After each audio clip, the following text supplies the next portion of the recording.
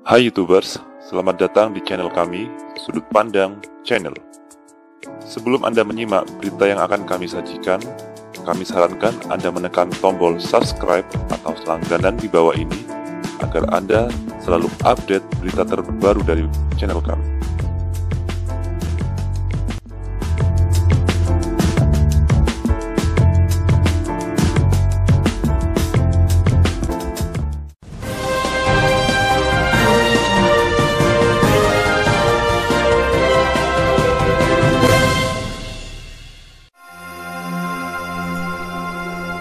Hujan gerimis di luar.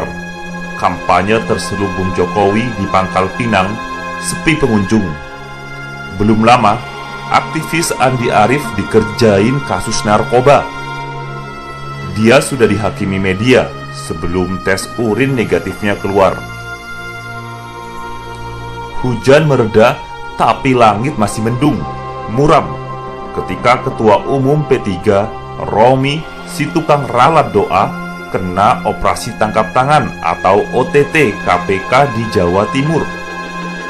Cebong counter thinking segera merilis upaya pemelintiran persepsi.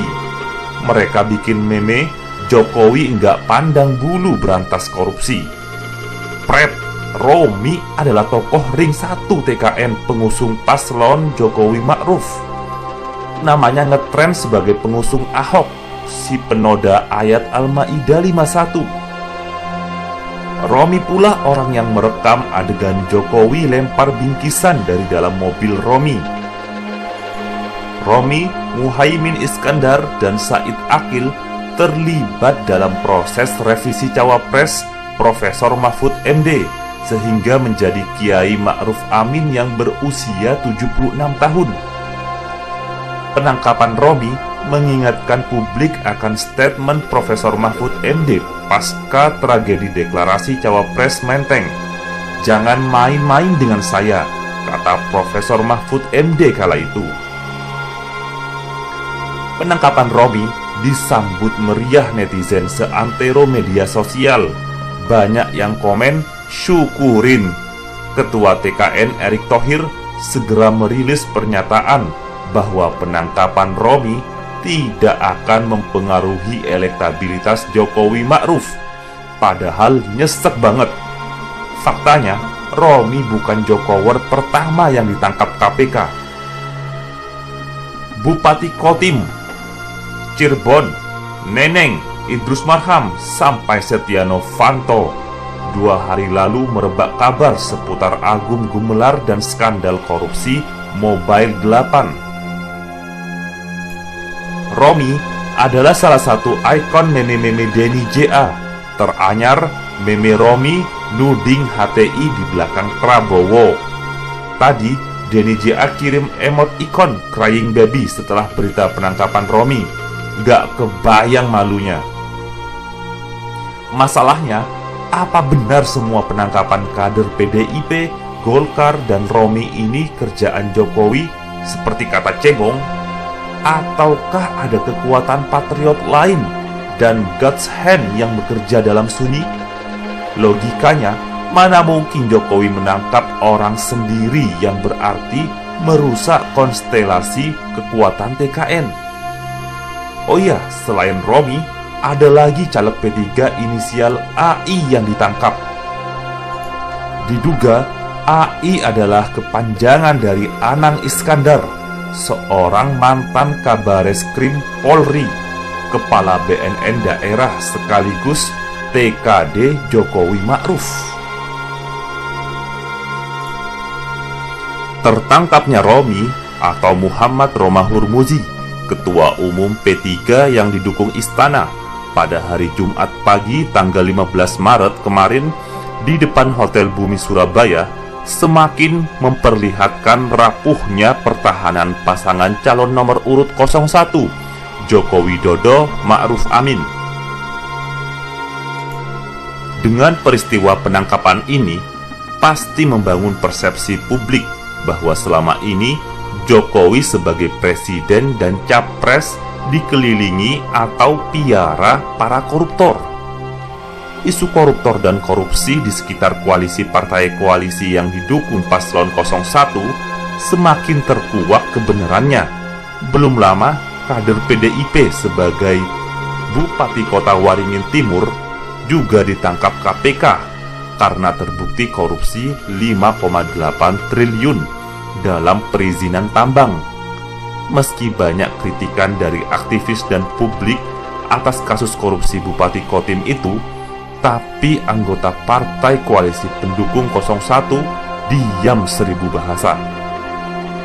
Romi dianggap sangat berjasa menggolkan Kiai Ma'ruf Amin, Ketua MUI, dan Ketua Suriah NU sebagai cawapres Jokowi, dan itu disetujui oleh semua ketum partai pendukung paslon 01. Meski sebelumnya Mahfud MD sudah dijagokan, tapi di last minute Ma'ruf Amin yang terpilih. Pilihan capres Jokowi gugurkan Mahfud MD ini tamparan keras bagi sejumlah kalangan, termasuk Mahfud MD sendiri. Mahfud MD pernah mengingatkan Romi, jangan main-main. Tertangkapnya Romi di Surabaya pada hari Jumat pagi itu adalah terkabulnya doa Mahfud MD yang terzolimi karena perbuatan Jokowi sebagai capres dan Romi.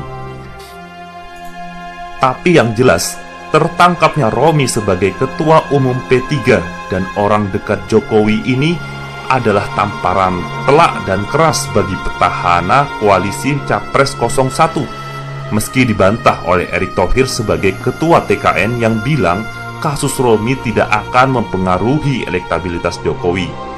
Ibarat suatu gumaman sunyi untuk hibur diri di tengah sepinya sambutan rakyat terhadap paslon 01 di berbagai daerah. Lain lagi dengan Denny JA, bos LSI bilang elektabilitas Jokowi akan naik 2% dengan tertangkapnya Romi.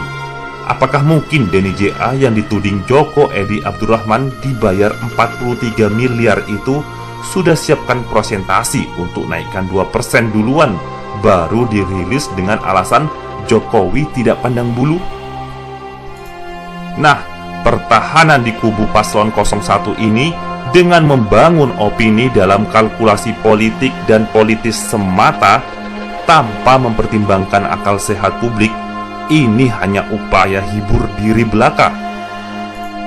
Karena kasus tertangkapnya Romi adalah pengumuman bahwa rapuhnya pertahanan paslon 01 yang ternyata selama ini dikelilingi para koruptor tak terbantahkan. Sebelumnya adalah ketum dan sekjen Golkar.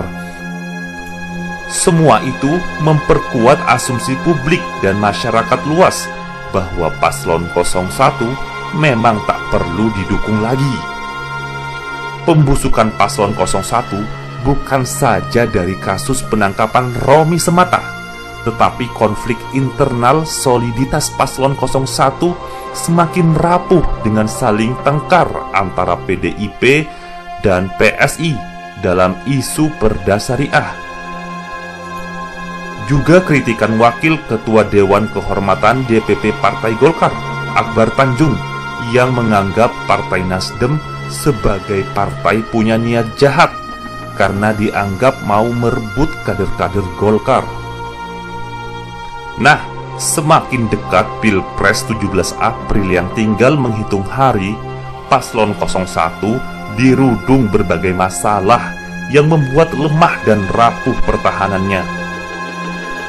Dan semuanya itu akan menjadi api dalam sekam untuk melumat Capres 01 yang sudah dicap publik sebagai pengingkar 66 janji-janji politik 2014 dan dianggap pembohong. Maka kekalahan Joko Widodo dan Ma'ruf Amin sudah semakin nyata.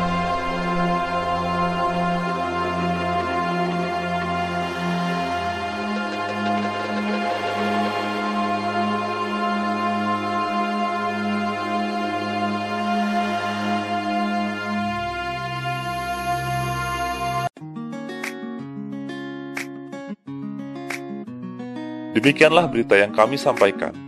Jika Anda ingin update berita terbaru dari kami, silakan klik tombol subscribe atau langganan.